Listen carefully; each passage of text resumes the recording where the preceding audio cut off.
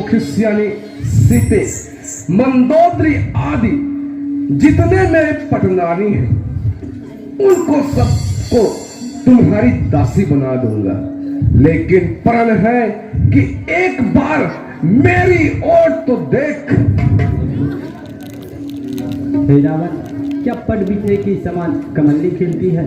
हे मूर्ख, तूने मुझे सोने में हर लाया है। हे अधम निर्लज, तुझे लज्जा नहीं आती?